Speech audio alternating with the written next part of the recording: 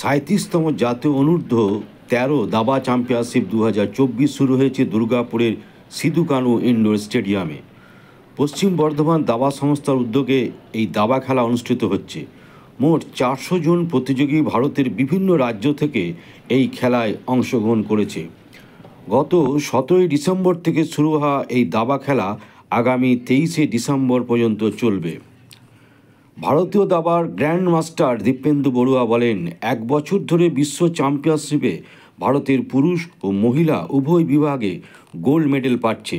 দাবা খেলাকে জেলার স্তরে আরও প্রসার ঘটানো আর এই খেলায় জেলায় জেলায় আরও বেশি করে এগিয়ে আসে সেই দিকে লক্ষ্য রেখে দাবা ফেডারেশন জেলায় জেলায় দাবা চ্যাম্পিয়নশিপের উদ্যোগ নিয়েছে। দীপেন্দু বড়ুয়া আরও বলেন, দুর্গাপুরের জাতীয় স্তরে দাবা খেলার পরিকাঠামো আছে বলেই এই জাতীয় দাবা চ্যাম্পিয়নশিপ হচ্ছে। দুর্গাপুর টুর্নামেন্টের ওয়ার্কিং কমিটির সম্পাদক সুব্রত চ্যাটার্জি বলেন, মোট 11টি রাউন্ডে খেলা হবে। আগামী 23 ডিসেম্বর চূড়ান্ত পর্যায়ের খেলা। বালক ও বালিকা বিভাগে যারা চ্যাম্পিয়নশিপ হবে তারা ভারতের হয়ে ইন্টারন্যাশনাল ও এশিয়া স্তরে দাবা খেলায় অংশগ্রহণ করতে পারবে।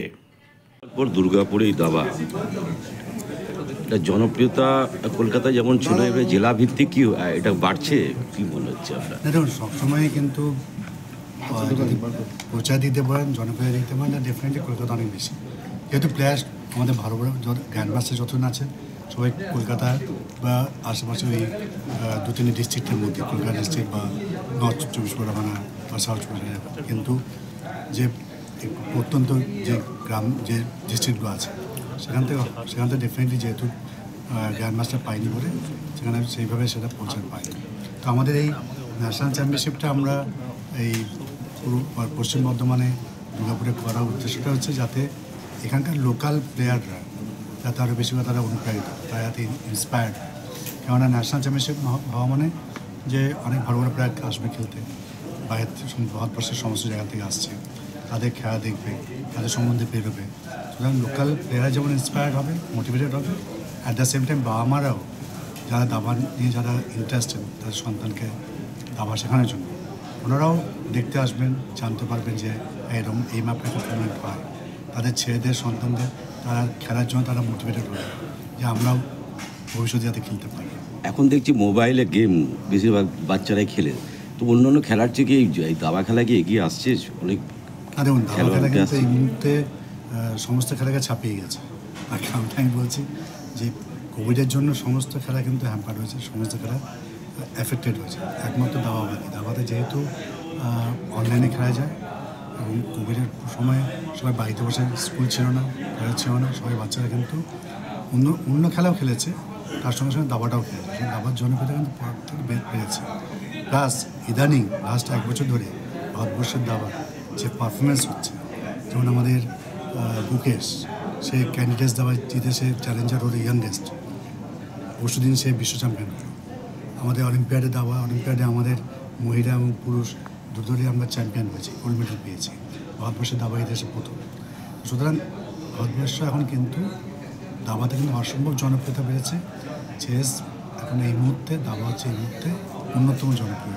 তামিলনাড়ু থেকে কি আপনি বলেন তামিলনাড়ু বেশি, সেখানে কি পশ্চিমবঙ্গ কি আর সেই জায়গাটা যেতে পারবে, কি মনে হয়? দেখুন, একটা ঘরানা থাকে সবসময়, যে কোনো খেলাধুলা যদি এগিয়ে আসতে হয় আপনি সেখানকার একটা চর্চা বা একটা ঘরানা, একটা ইনফ্রাস্ট্রাকচার তৈরি হতে গেছে। ফুটবল আমরা জানতাম ব্রাজিল, আর্জেন্টিনা, এখন অন্য কান্ট্রিতে শুনতে পাচ্ছি এগিয়ে আসছে। ঠিক তেমনি দাবাতে কিন্তু আমরা জানতাম পৃথিবীর দাবার ইতিহাসে হচ্ছে যে সোভিয়েত ইউনিয়ন বা রাশিয়া। ঠিক তেমনি ভারতবর্ষের দাবার ইতিহাসে তামিলনাড়ু আমাদের সব থেকে এগিয়ে। তারপর তামিলনাড়ুতে একদম বহু বছর আগের থেকে, যেমন আমাদের ভারতবর্ষের প্রথম আন্তর্জাতিক মাস্টার তামিলনাড়ু থেকে, মিস্টার ম্যানুয়েল অ্যারন, প্রথম গ্র্যান্ড মাস্টার তামিলনাড়ু থেকে। ও আমি নিজে ছোটোবেলায় 80 দশক যখন আমি খেলে পাচ্ছি বিভিন্ন জাতীয় চ্যাম্পিয়নশিপে, তামিলনাড়ুতে ম্যাক্সিমাম টুর্নামেন্ট অর্গানাইজ হতো।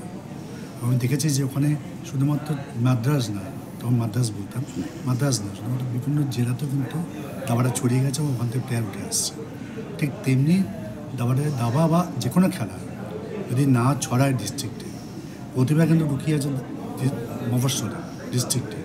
ঠিক তেমনি আমারও মনে হয়, আমি সারা বাংলার হয়ে প্রেসিডেন্ট আমি কাজ করে যাচ্ছি, যে 23টা জেলাতে আমি চাইছি দাবাটা ঘরে ঘরে পৌঁছাক, দাবার প্রচার হোক। তার জন্য কিন্তু আমাদের স্টেট চ্যাম্পিয়নশিপ যেগুলো হয়, যেটা আমাদের ন্যাশনালের যে সিলেকশন টুর্নামেন্ট, সেগুলো আমরা ডিস্ট্রিক্টে করছি। এবং এই ন্যাশনাল চ্যাম্পিয়নশিপটা এটা আমরা সেকেন্ড টাইম পেলাম। আগেবার গত বছর পেয়েছিলাম আন্ডার-7, আন্ডার-13 এবারে পেলাম। এটা আমরা দুর্গাপুরকে দেখলাম, কারণ এখানে দেখলাম যে ইনফ্রাস্ট্রাকচার আছে। আপনাদের স্টেডিয়ামটা খুব ভালো, এটা মিনি নেতাজি ইন্ডোর স্টেডিয়াম। এবং শুধুমাত্র এখানে একটাই অসুবিধা, এসি নেই।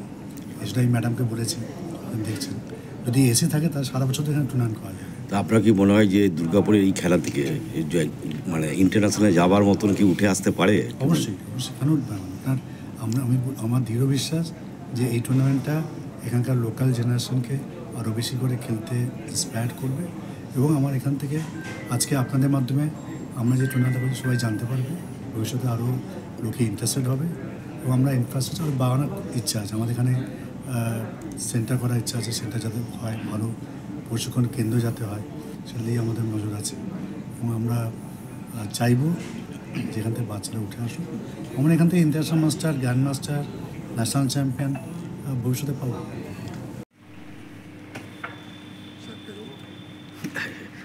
সুব্রতদা এসছে।